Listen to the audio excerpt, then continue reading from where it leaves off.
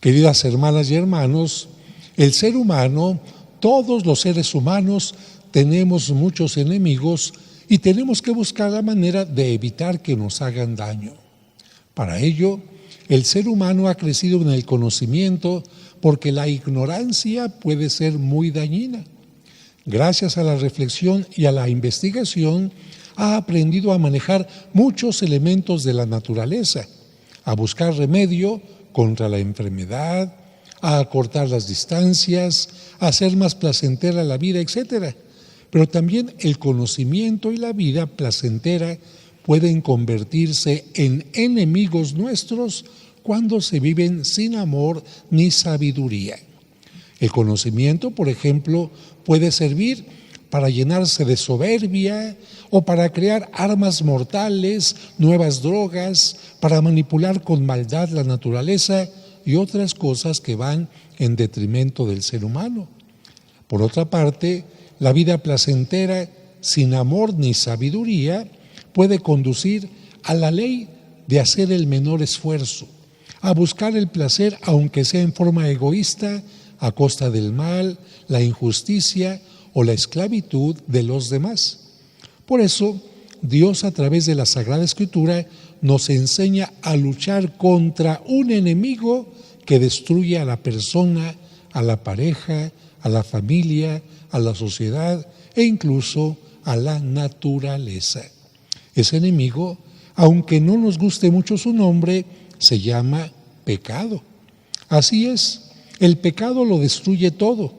Es el causante del individualismo egoísta, de guerras y pleitos, de violencia familiar, de infidelidad y divorcio, del aborto y otros tipos de asesinato, de las injusticias sociales, de la corrupción, de la tala desmedida de árboles, el maltrato animal y la contaminación que ha afectado tanto a nuestro mundo.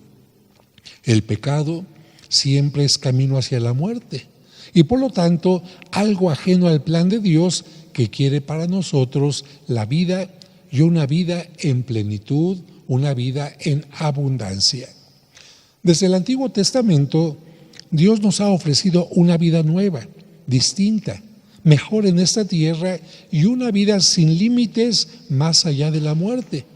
Pero para alcanzar estas bendiciones tenemos que rechazar lo que destruye y buscar lo que construye. En este sentido, tenemos que morir, pero a aquello que nos impide ser mejores seres humanos para así tener una vida mejor. En este tiempo de Cuaresma, Cristo nos invita a morir al pecado para alcanzar la resurrección. Recordemos que durante los primeros libros de la Biblia no se habla nunca de la resurrección y que los creyentes en Dios se conformaban con haber sido creados por Dios, aunque su vida en esta tierra fuera corta y no tuvieran la posibilidad de resucitar. Fíjense, en la Biblia no se habla de resurrección en los primeros libros. Va a ser únicamente cuando ya se acerca la llegada de Cristo, cuando la Biblia nos hable de la resurrección. Y por lo tanto, en aquel primer tiempo la gente decía, con que Dios me haya dado la vida, me tengo que sentir contento, aunque no vaya a resucitar. Aunque mi niño haya vivido únicamente 2 días, una semana, un mes, me siento agradecido porque Dios nos da la vida. Sin embargo, poco a poquito, Dios fue enseñando al pueblo de Israel que gracias al amor de Dios, el cumplimiento de los mandatos y sobre todo el seguimiento de Jesús, el ser humano podría ser bendecido con la resurrección, con continuar viviendo más allá de esta vida. Uno de los primeros textos bíblicos que hablan de la resurrección es el del profeta Ezequiel, que acabamos de escuchar hoy en esta Santa Misa. Este profeta tuvo una visión en la que veía un enorme campo lleno de esqueletos, lleno de calaveras, de huesos, pero gracias al poder de Dios, esos esqueletos iban cobrando carne, recobrando carne, y ya con vida se empezaban a levantar de sus sepulcros. De hecho, el gran artista del Renacimiento, Miguel Ángel, y otros artistas de aquel tiempo representaron el juicio final inspirados en esa visión en la que los muertos se levantan resucitados. Hoy, en la primera lectura, hemos escuchado parte de las profecías de Ezequiel. Así lo dice el texto: cuando abra sus sepulcros y los saque de ellos, pueblo mío, ustedes dirán que yo soy el Señor. Entonces les infundiré mi espíritu y vivirán. Sin embargo, aunque la profecía de que los muertos resucitarían era algo muy hermoso, la realidad que constataba el pueblo de Dios era totalmente distinta, porque del sepulcro de los muertos solo salía mal olor, corrupción, podredumbre y gusanos. De hecho, hasta nuestros días, cuando por alguna razón de investigación se tiene que exhumar un cuerpo, el personal forense tiene que prepararse mentalmente y también ponerse un equipo especial para no percibir los olores fétidos, la terrible visión de los cuerpos descompuestos o en proceso de corrupción. Y aunque los libros primero y segundo de los Reyes nos hablan de una resurrección que consigue el profeta Elías y otra que consigue su discípulo el profeta Eliseo, muchos judíos afirmaban que en realidad los dos niños en cuestión habían tenido síntomas semejantes a la muerte, pero que en realidad no habían muerto, porque además había pasado muy poco tiempo entre la supuesta muerte y la supuesta resurrección. Pensaban, no fue resurrección, el niño tenía alguna cuestión que parecía que no respiraba, en fin, pero no estaba muerto en realidad.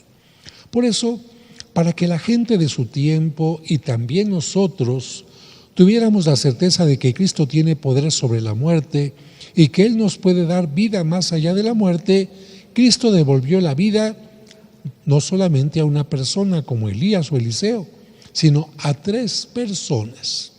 La primera, niños, pongan atención, fue la hija de Jairo, una pequeñita que acababa de morir, razón por la que muchos pensaron que no estaba muerta, sino solo dormida. Y ante esta cerrazón a aceptar el poder de Cristo que la había resucitado, la siguiente persona que Cristo resucitó fue un joven, el hijo de una viuda que en este caso no acababa de morir, porque incluso ya lo llevaban a enterrar. Cuando Cristo detuvo la procesión, hizo que se levantara y lo entregó a su madre. Y es curioso, pero cuando alguien no quiere ver o reconocer algo, cierra los ojos físicos y también los del entendimiento y la razón. Por lo que muchos, viendo que ese joven muerto se levantaba, dijeron, no lo resucitó, tendría alguna cosa, estaba fingiendo algo, así que muchos no creyeron. Esto hizo que, para que el poder de Jesús no fuera empañado por la duda, cuando murió Lázaro, amigo querido de Jesús, éste no acudió a los funerales y prefirió esperar a que el cuerpo estuviera en franca descomposición. Solo hasta entonces, cuando ya habían pasado 4 días de la muerte, acudió a Betania y ahí pidió a Marta y a María, hermanas de Lázaro, y a todos los presentes que abrieran el sepulcro.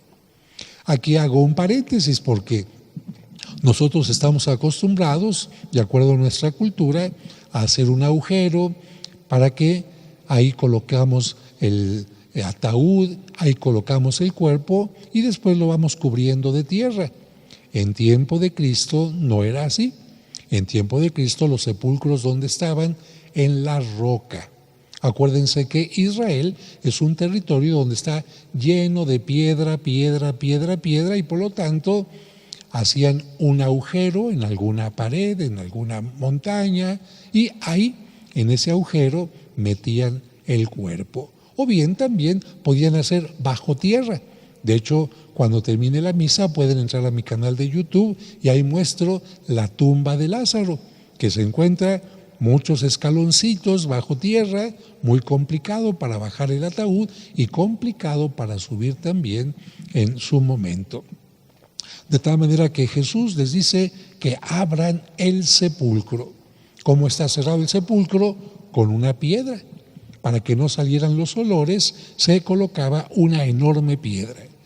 La respuesta que hace Jesús de que abran el sepulcro, le dicen: Señor, ya huele mal porque lleva 4 días. Es claro que el mal olor indica que la muerte inició el proceso de corrupción.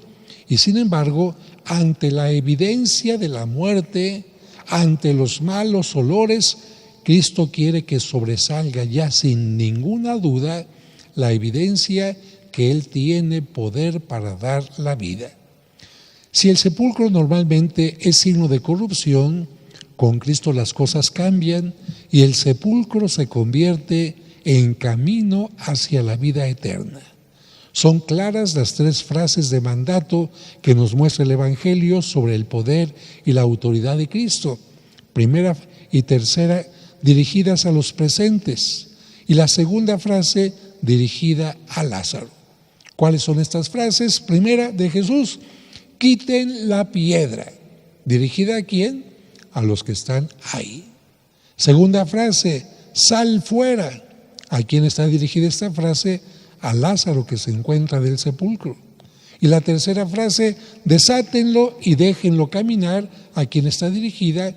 A los que están escuchando a Jesús. Con estas 3 resurrecciones, la de la hija de Jairo, la del hijo de la viuda de Naín y la de Lázaro, ya no hay duda de que Cristo tiene poder sobre la muerte y que es capaz de vencerlas porque Él es el Señor de la vida.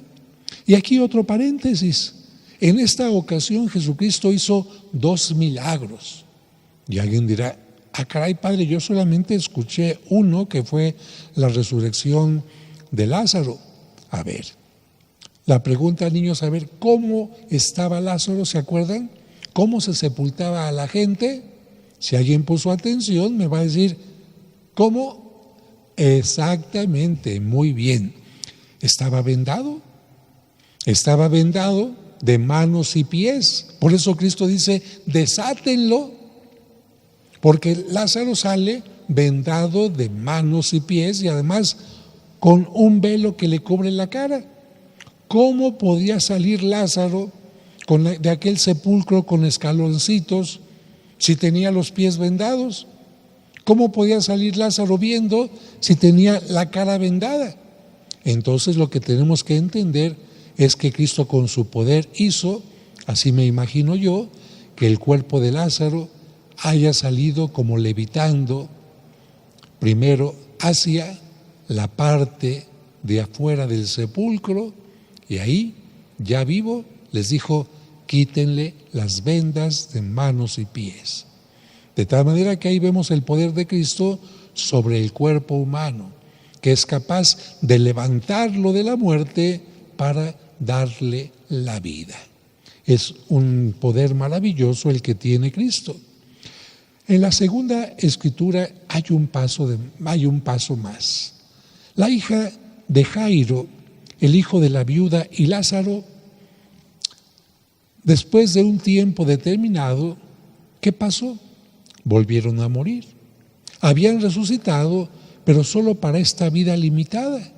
Y con la resurrección de Cristo cambia todo, porque Cristo ya no vuelve a morir, sino que inaugura la vida, el paso de esta tierra a la vida inmortal en la presencia de Dios. Que quede claro. A ver, ¿resucitó Cristo a la hija de Jairo, a una niñita? Sí.